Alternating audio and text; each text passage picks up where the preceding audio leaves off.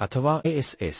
ഇത് ഒരു വലിയ ബഹിരാകാശ പേടകമാണ്. ഏകദേശം ഒരു ഫുട്ബോൾ മൈതാനത്തിന്റെ വലിപ്പം. മണിക്കൂറിൽ 28,000 കിലോമീറ്റർ വേഗതയിൽ ബഹിരാകാശത്തിലൂടെ സഞ്ചരിക്കുന്നു. അതായത് 90 മിനിറ്റിൽ ഭൂമിയെ ഒരു തവണ ചുറ്റുന്നു. ഇതിലുള്ള ബഹിരാകാശയാത്രികർക്ക് എല്ലാ ദിവസവും 16 സൂര്യോദയങ്ങളും സൂര്യാസ്തമയങ്ങളും കാണാൻ സാധിക്കുന്നു. 1998 വിക്ഷേപിച്ച ഇത് പല സ്പേസ് ഏജൻസികളുടെ സഹകരണത്തിലാണ് പ്രവർത്തിക്കുന്നത്. 2000 മുതൽ ലോകമെമ്പാടുമുള്ള ബഹിരാകാശയാത്രികർക്ക് ആതിഥേയത്വം വഹിക്കുന്നതിനും വൈദ്യശാസ്ത്രം, ജീവശാസ്ത്രം മുതൽ ഭൗതികശാസ്ത്രം, ബഹിരാകാശ സാങ്കേതികവിദ്യ വരെ ശാസ്ത്രജ്ഞർ പഠിക്കുന്ന ഒരു സവിശേഷ മൈക്രോഗ്രാവിറ്റി ലബോറട്ടറിയാണ് ഈ സ്റ്റേഷൻ. ചന്ദ്രനിലേക്കും ചൊവ്വയിലേക്കുമുള്ള ഭാവി ദൗത്യങ്ങൾക്ക് തയ്യാറെടുക്കാൻ ഇവിടുത്തെ ഗവേഷണം നമ്മെ സഹായിക്കുന്നു. വലിയ സോളാർ പാനലുകളാൽ പ്രവർത്തിക്കുന്നു. ഇത് ക്രൂവിനെയും പരീക്ഷണങ്ങളെയും നിലനിർത്താൻ ആവശ്യമായ ഊർജ്ജം ഉത്പാദിപ്പിക്കുന്നു. കുറഞ്ഞത് 2030 വരെ ഇത് പ്രവർത്തിക്കുമെന്ന് പ്രതീക്ഷിക്കുന്നു. ഇത് ഒരു ബഹിരാകാശ പേടകം മാത്രമല്ല, ഇത് അന്താരാഷ്ട്ര സഹകരണത്തിന്റെയും ബഹിരാകാശ പര്യവേഷണത്തിന്റെ ഭാവിയുടെയും പ്രതീകമാണ്.